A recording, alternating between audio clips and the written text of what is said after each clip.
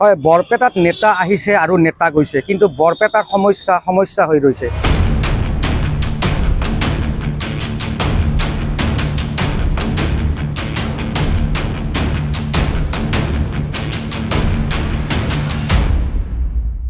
বৰপেটাত এনেকুৱা এটা ৰাজনৈতিক দল নাই যোনে বৰপেটা বিধানসভা বা লোকসভাত তেওঁলোকৰ প্ৰাৰ্থী ইয়াত জয় হোৱা নাই। কিন্তু যিমান ৰাজনৈতিক দলে হওক বৰপেটাত প্ৰতিবাৰে জয় হয়, প্ৰতিবাৰে নিৰ্বাচনী তেওঁলোকে ডাইলগ দিয়ে, কিন্তু আজিলৈকে বৰপেটাৰ কোনো এটা সমস্যাৰ বাবে তেওঁলোকে কোনোদিন মাত মতা নাই। আজি আমি কথা ক'বলৈ আহিছোঁ বৰপেটাৰ এটা গুৰুত্বৰ সমস্যাৰ কথা, সেয়া হৈছে বৰপেটাৰ খোৱা পানী। বিগত 5 বছৰ ধৰি বৰপেটাত এটোপাল বিশুদ্ধ খোৱা পানীৰ বাবে হাহাকাৰ কৰিব লগা হৈছে বৰপেটাবাসী ৰাইজ। আৰু বৰপেটাৰ এই বিশুদ্ধ খোৱা পানীৰ দুটাকৈ প্ৰকল্প ইয়াৰ পূৰ্বে আছিল, আৰু ৰাজ্য চৰকাৰ অনুমোদন সাপেক্ষে সেই প্ৰকল্প দুটা ভাঙি দিয়া হৈছিল। তাৰ পিছত নতুনকৈ খোৱা পানীৰ বাবে প্ৰকল্পৰ আঁচনি ইয়াত তৈয়াৰ কৰা হৈছিল, বা ইতিমধ্যে সেই কিছু কাম আৰম্ভ হৈছিল। 40% কাম আৰম্ভ হোৱাৰ পিছতে কিন্তু এই যি পানীৰ প্ৰকল্পৰ কাম আছিল, কাম বন্ধ কৰি দিয়া হৈছে। আৰু বিগত 5 বছৰ ধৰি বৰপেটাবাসীয়ে এটোপাল বিশুদ্ধ খোৱা পানীৰ বাবে হাহাকাৰ কৰিব লগা হৈছে। বৰপেটাবাসীয়ে এতিয়া পানী কিনি খাব লগা হৈছে। আনহাতে যদি চাব যায় বৰপেটাৰ যি স্বাস্থ্য বিভাগ আছে, স্বাস্থ্য বিভাগে সদৰি কৰা মতে বৰপেটাৰ যি কেঞ্চাৰ ৰোগীৰ সংখ্যা, সেই কেঞ্চাৰ ৰোগীৰ সংখ্যা একমাত্ৰ বৰপেটাৰ পানীৰ বাবে বৃদ্ধি পোৱা বুলি স্বাস্থ্য বিভাগে সদৰি কৰিছে। আৰু বৰপেটাৰ যি পানীত আৰ্ছেনিক যথেষ্ট থকাৰ বাবে এই পানী বিশেষকৈ বৰপেটাৰ বাবে খোৱাৰ উপযোগী নহয়। সেয়ে বৰপেটাত যি পৌৰসভা আছে বা চৰকাৰৰ যি আঁচনি থাকে, পানী যোগান আঁচনি, সেয়াও কিন্তু 5 বছৰে যিহেতু বৰপেটাবাসীয়ে লাভ কৰা নাই, তাৰ বাবে এতিয়া বৰপেটাবাসীয়ে এটোপাল বিশুদ্ধ খোৱা পানীৰ বাবে ভুগিছে। আমি আজি উপস্থিত হৈছোঁ, বৰপেটা ছাত্ৰ সন্থাৰ প্ৰতিনিধি আছে, তেওঁলোকৰ সৈতে কথা পাতিম যে বিগত 5 বছৰ ধৰি কিন্তু এটোপাল বিশুদ্ধ খোৱা পানীৰ বাবে বৰপেটাবাসী হাহাকাৰ কৰিব লগা হৈছে, পানী কিনি খাব লগা হৈছে। তাৰোপৰি অতিকৈ ডাঙৰ কথা আৰু ভয়ানক কথা যে এই পানীৰ বাবে বৰপেটাত কেঞ্চাৰ ৰোগীৰ সংখ্যা বৃদ্ধি পাইছে। কি ক'ব? চাওক, এক ভয়াৱহ এই পৰিস্থিতি। চৰকাৰে জানে যে বৰপেটাৰ পানী খোৱাৰ বাবে উপযোগী নহয়, তাৰ পিছতো এক দুখ আৰু লজ্জাৰ বিষয় বৰপেটাৰ ৰাইজে পানী কিনি খাব লগা হৈছে। চৰকাৰে আৰম্ভ কৰা প্ৰকল্পটো চৰকাৰে ভাঙি আৰু চৰকাৰে পুনৰ নিৰ্মাণত সম্পূৰ্ণভাৱে ব্যৰ্থ।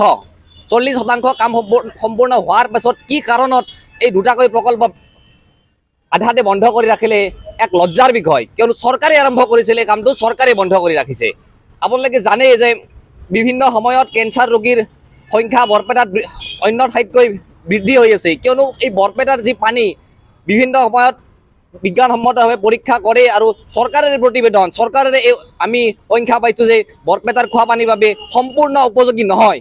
তাৰ পৰিপ্ৰেক্ষিতত চৰকাৰখনে কিয় মাহিৰ দৃষ্টিৰে বৰপেটা চহৰৰ এই খোৱা পানীৰ ব্যৱস্থাটো চাই বা সম্পূৰ্ণ কৰি উঠা নাই, তাৰ বাবে ক্ষোভৰ সন্মুখীন হৈছে বৰপেটাৰ ৰাইজে। প্ৰতিবাৰত কৰিবলগীয়া ব্যৱস্থাৰ সন্মুখীন হৈছে, কিয়নো নিৰ্বাচন আহিলে চৰকাৰে বিভিন্ন আঁচনিৰ বা বিভিন্ন প্ৰতিশ্ৰুতি দিব, কিন্তু এই যে সমস্যাটো, নেতা সলনি হ'ব, চৰকাৰ সলনি হ'ব, কিন্তু বৰপেটাৰ সমস্যাসমূহ কিয় সলনি নহয় বা সমস্যাসমূহ সমাধান নহয়, এক গুৰুত্বপূৰ্ণ কথা। হয়, আৰু আমি ইতিমধ্যে উল্লেখ কৰিছোঁ যে বিগত 5 বছৰ ধৰি বৰপেটাবাসীয়ে বিশুদ্ধ খোৱা পানীৰ বাবে ভুগিব লগা হৈছে, পানী কিনি খাব লগা হৈছে। আৰু আছে নেতৃবৃন্দ ছাত্ৰ সন্থাৰ, আমি তেওঁলোকৰ সৈতে কথা পাতিম যে প্ৰতি বছৰে নিৰ্বাচন আহে, নিৰ্বাচনত বৰপেটাৰ পৰা এগৰাকীকৈ সাংসদ হয়, এগৰাকীকৈ বিধায়ক হয়।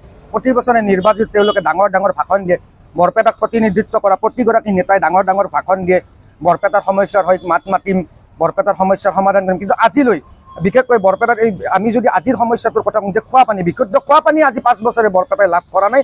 কিন্তু বৰপেটাত কি নাই? সাংসদো আছে, বিধায়ক সকলো আছে, কিন্তু বৰপেটাত আজিলৈকে 5 বছৰ বিশুদ্ধ খোৱা পানীৰে ব্যৱস্থা কৰিব পৰা নাই। ৰাজ্য চৰকাৰে কওক বা ইয়াৰ সাংসদে কওক বা বিধায়কে কওক, কি ক'ব? হয়, প্ৰতি 5 বছৰৰ মূৰে নিৰ্বাচন হয়, লোকসভা নিৰ্বাচন হয় বা বিধানসভা নিৰ্বাচন হয়। আৰু এই বিধানসভা বা লোকসভা নিৰ্বাচন বা মিউনিচিপালিটি নিৰ্বাচনত প্ৰতিশ্ৰুতিৰ ফুলজাৰি মাৰে বিভিন্ন নেতা, কলে নেতাসকলে বিভিন্ন সময়ত ডাঙৰ কথা কয়, এই কৰি দিম, সেই কৰি দিম, বৰপেটাৰ নক্সা সলনি কৰি দিম, কিন্তু আজিলৈকে কোনেও কৰিব পৰা নাই।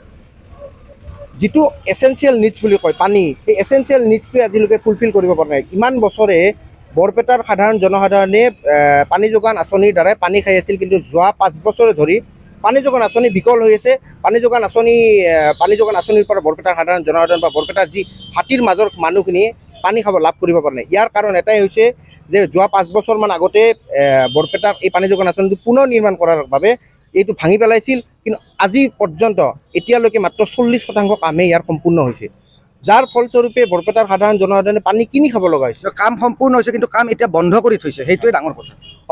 কাম বন্ধ কৰি, এইটো কাৰ প্ৰৰোচনাত পৰি কিহৰ বাবে কিহৰ বাবে বৰপেটাক আমি বাৰে বাৰে মাহীয়া দৃষ্টিৰে চাই আছে সেইটো আমি নাজানো, কিন্তু সাধাৰণ জনসাধাৰণে ইয়াৰ ভুক্তভোগী হৈছে। সাধাৰণ জনসাধাৰণে আজি পানী কিনি খাব লগা হৈছে। দৰিদ্ৰ জনসাধাৰণে আজি 40 টকা 30 টকাকৈ পানী কিনি খাব লগা হৈছে। পানী কিনি খাব লগা হোৱাটো আটাইতকৈ লজ্জাজনক কথা। গতিকে আমি আৰু পানী সাধাৰণ জনসাধাৰণে পানী এইকাৰণে কিনি খাব লগা হৈছে কাৰণ বৰপেটা হৈছে অসমৰ কেঞ্চাৰৰ হাব হিচাপে পৰিগণিত হৈছে। কাৰণ বৰপেটাত বিজ্ঞানসন্মতভাৱে যেতিয়া বৰপেটাৰ পানী পৰীক্ষণ কৰিলে তেতিয়া বৰপেটাৰ পানীত যথেষ্ট আৰ্ছেনিক পোৱা গৈছিল, যাৰ ফলত বৰপেটাৰ সাধাৰণ জনসাধাৰণ অসম চৰকাৰে এই কথা জানে, তাৰ পাছতো তেওঁলোকে এই যি পানী যোগান আঁচনি সম্পূৰ্ণ কৰিব দিয়া নাই বা কিহৰ বাবে দিয়া নাই, কাৰ প্ৰৰোচনাত পৰি দিয়া নাই বা বৰপেটাক কিহৰ বাবে এনেকুৱা ধৰণে বাৰে বাৰে বঞ্চিত কৰিছে, প্ৰতিটো আঁচনিত বৰপেটাক বঞ্চিত কৰিছে বা সাধাৰণভাৱে যি পানী সেই পানীৰ ক্ষেত্ৰতো বৰপেটাৰ সাধাৰণ জনসাধাৰণ বঞ্চিত হ'ব লগা হৈছে। গতিকে আমি বৰপেটা আঞ্চলিক ছাত্ৰ সন্থাৰ পৰা এটা কথা স্পষ্ট কৰি দিব বিচাৰিছোঁ, আগন্তুক সময়ত যদি এই পানী যোগান আঁচনিৰ কাম সম্পূৰ্ণ কৰিবলৈ চৰকাৰে কোনো ধৰণৰ বা প্ৰশাসন যন্ত্ৰই কোনো ধৰণৰ ব্যৱস্থা গ্ৰহণ নকৰে, আগন্তুক সময়ত যি নিৰ্বাচন আছে লোকসভা বা বিধানসভাৰ নিৰ্বাচনত আমি চৰকাৰক কিন্তু উত্তৰ দিবলৈ সাজু থাকিম। হয়, ধন্যবাদ জনাইছোঁ। আৰু চাওক, আমি ইতিমধ্যে উল্লেখ কৰিছোঁ যে বৰপেটাত এখন অতিকৈ প্ৰাচীন চহৰ আৰু এই বৰপেটাত সমস্যা বুলি ক'লে বিভিন্ন সমস্যাই বৰপেটা চহৰখনত আছে। আৰু বিশেষকৈ আমি ইতিমধ্যে উল্লেখ কৰিছোঁ যে খোৱা পানীৰ বাবে এতিয়া বৰপেটাবাসীয়ে হাহাকাৰ কৰিব লগা হৈছে। এটোপাল বিশুদ্ধ খোৱা পানীৰ বাবে যি পানী যোগান আঁচনি আছিল পূৰ্বে 5 বছৰ পূৰ্বে চৰকাৰৰ পৰা যি পানী যোগান আঁচনি লাভ কৰিছিল, এতিয়া কিন্তু সেয়া সম্পূৰ্ণৰূপে বন্ধ হৈ আছে। আৰু সেয়ে বৰপেটাবাসীয়ে দাবী কৰে যে বৰপেটাৰ যিসমূহ সমস্যা আছে, সমস্যা ইতিমধ্যে যথেষ্ট আছে, কিন্তু অতিকৈ মানুহৰ জীৱনত দৰকাৰী হ'ল পানী। আৰু এই খোৱা পানীৰ সমস্যাটোৱে বৰপেটাবাসীক বিশেষকৈ বিগত সময়ত যথেষ্ট অসুবিধাৰ সন্মুখীন কৰিছিল। সেয়ে ৰাইজে আশা কৰিছে বিগত সময়ত যাতে এই পানী যোগান আঁচনিসমূহ বৰপেটাবাসীয়ে লাভ কৰে, তাকে লৈ আজি আমাৰ এই প্ৰতিবেদন।